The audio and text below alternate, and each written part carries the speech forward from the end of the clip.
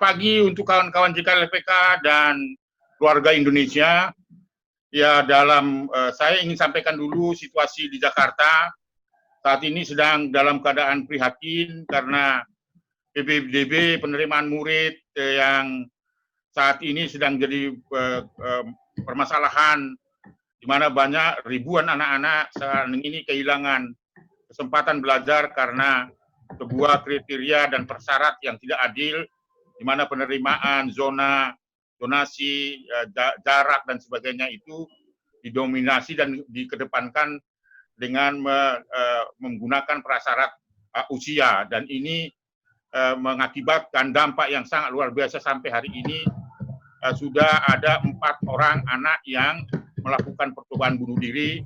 Lalu kemudian satu pagi ini jam pukul 6.30 tadi kami dapat berita bahwa ada satu anak perempuan yang akan ditolak masuk ke SMK karena persyaratan usia, karena dia lebih muda padahal dia punya prestasi dan nilai akademik yang baik, itu meninggal dunia. Jadi atas nama Komnas Perlindungan Anak, saya berharap juga atas nama JKLPK ikut berduka terhadap dampak dari pelaksanaan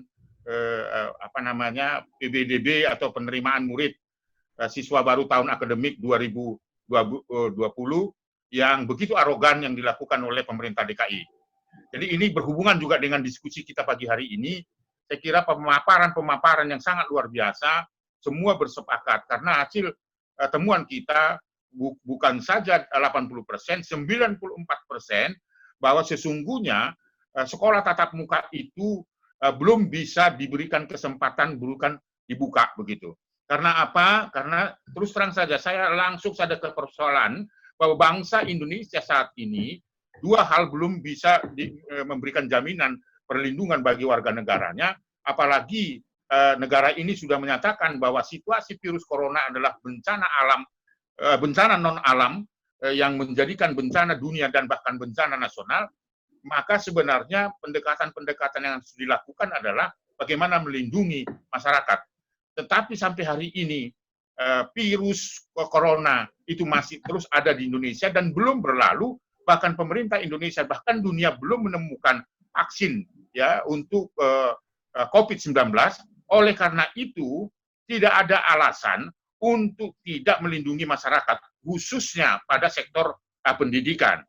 Karena apa? Karena sektor pendidikan adalah yang sangat-sangat rentan sekali, di mana anak-anak mulai dari PAUD sampai ke pendidikan menengah atas, ini harus betul-betul diberikan jaminan perlindungan bagi negara. Tadi pemaparan 3 pemateri tadi sangat luar biasa, dan kita bersepakat tentang itu. Oleh karena itu tidak ada telinga-lingading, dan tidak ada kompromi, tidak ada kata damai, tidak ada eksperimen, uji coba untuk membuka sekolah tatap muka dalam situasi bahwa Indonesia masih belum bisa menjamin virus corona berlalu dari negeri ini, lalu belum menemukan vaksin terhadap pandemik COVID-19. Oleh karena itu, dengan dasar-dasar pemikiran bagaimana memberikan yang terbaik bagi anak-anak, mengedepankan kepentingan kesehatan bagi anak-anak, karena sekolah itu di mana-mana bisa dilakukan. Jadi bukan hanya terpaku pada sekolah tatap muka. Di zaman era digital sekarang, kita sudah mulai dengan virus corona, dengan masalah virus corona ini, anak-anak itu dibiasakan sekarang, bukan dibiasakan ya, diberikan pelajaran, diberikan kemampuan untuk belajar daring, jadi dari jarak jauh dan sebagainya, untuk menguji kesabaran, karena ke masa depan kita juga harus menghadapi digitalisasi. Ya, mau tidak mau tatap muka akan semakin berkurang. Jadi oleh karena itu menurut saya, kalaupun kita mau membuat sebuah atau menuju tatanan baru, normal baru, itu tidak pada sektor pendidikan, tetapi boleh saja dilakukan dengan persyaratan protokol dan aturan-aturan kesehatan untuk menghalau COVID-19 itu bisa membuka sektor ekonomi, seperti membuka mal dan sebagainya. Ini kan aneh ya, kita di beberapa tempat didorong bagaimana yang menyebutkan 6% zona hijau. Siapa yang menentukan zona hijau? Yang menentukan zona hijau itu corona, bukan orang. Jadi kalau dia belum datang lagi di situ dan dia tertular lagi dari situ, maka sektor pendidikan akan menjadi runyam.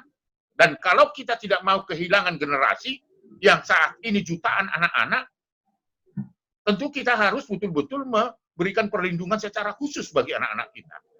Jadi dari 3 pemaparan tadi saya sepakat bahwa tidak ada kata kompromi, tidak ada kata damai, apapun alasannya. Ya, selama virus corona belum berlalu dari bumi Indonesia, selama kita atau Indonesia belum menemukan vaksin ya terhadap virus corona, jangan buka sekolah. Ya, jangan buka sekolah. Lebih baik kita bagaimana mendorong anak-anak tetap sekolah di rumah, tetapi dengan syarat. Dengan syarat protokol kesehatan harus dipatuhi, sekalipun di rumah. Antara lain, memberikan jaminan bahwa internet di seluruh tempat, baik itu di perbatasan, di daerah bencana, di desa dan di kota, gratis. Harus ada negara menjamin itu. Yang kedua, sekolah-sekolah yang selama ini tidak punya akses untuk internet dan listrik, negara harus menjamin itu. Ya, khususnya untuk internet, ya, gratis itu harus dilakukan dan dijamin oleh Menteri Informasi dan Informatika. Itu tanggung jawabnya. Lalu kemudian biaya-biaya operasional untuk alat-alat elektronik dan sebagainya harus terintegrasi dengan Kementerian Desa. Karena uangnya banyak sekali di sana. Ya. Lalu kemudian pada masa saat ini menghadapi virus corona, maka alokasi anggaran yang di APBN dan APBD hanya 20%, tingkatkan menjadi 38 sampai 40%. Supaya apa? Supaya itu bisa betul-betul menjamin anak selama virus corona belum berlalu, anak-anak sekolah di rumah. Kesimpulan saya adalah, jangan buat eksperimen kepada anak uji coba, nanti kalau sudah ada satu mati, baru kita hentikan lagi. Ini tragedi di Jepang, dan tragedi di Korea, di mana sehari 2 hari dibuka sekolah tatap muka, besoknya 70 anak itu meninggal dunia. Apakah kita mau seperti ini? Tentunya tidak.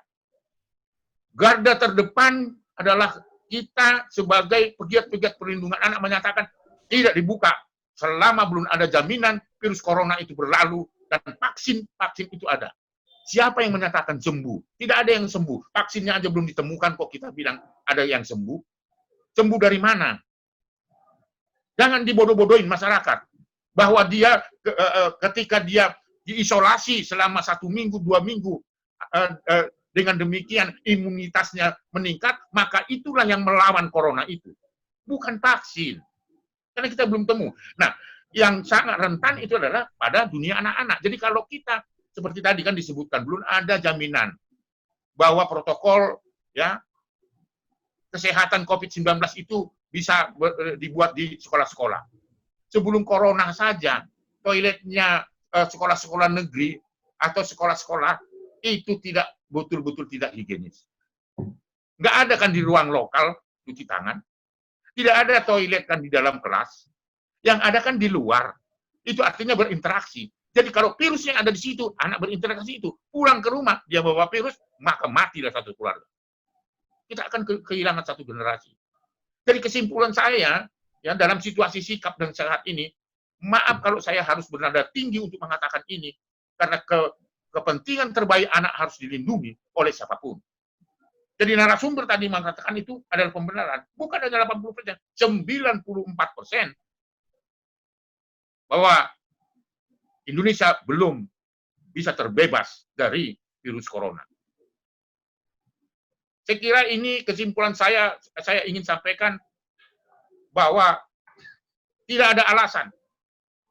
Oleh karena itu JKLPK dengan para pegiat perlindungan anak dimanapun harus betul-betul konsisten terhadap itu.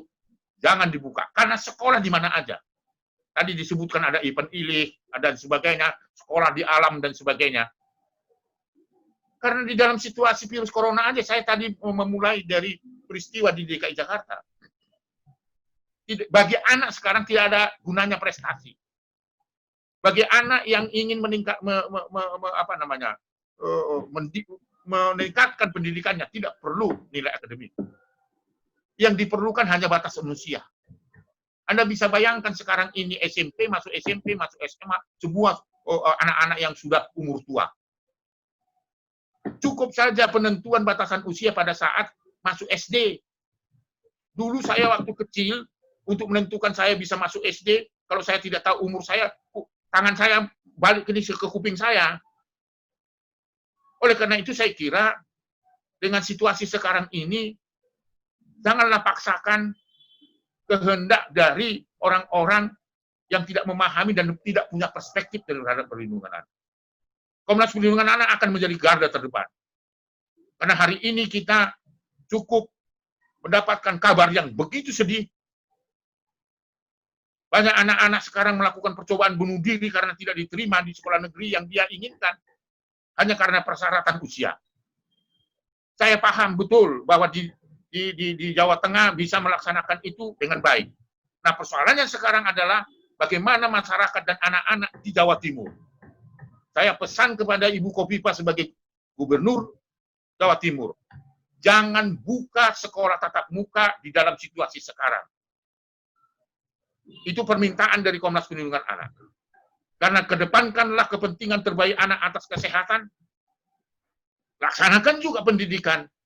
Dan pendidikan tidak harus bertatap muka, tetapi melalui jarak jauh, itulah yang harus menjadi tanggung jawab negara, tanggung jawab Menteri Pendidikan, dan tanggung jawab tentunya Ibu Kofifa sebagai Gubernur DKI Jakarta. Jawa Timur. Saya kira demikian, ini bukan kesimpulan, tetapi paling tidak, ya kalau dibilang provokasi, ya biarlah itu dibilang provokasi. Terima kasih.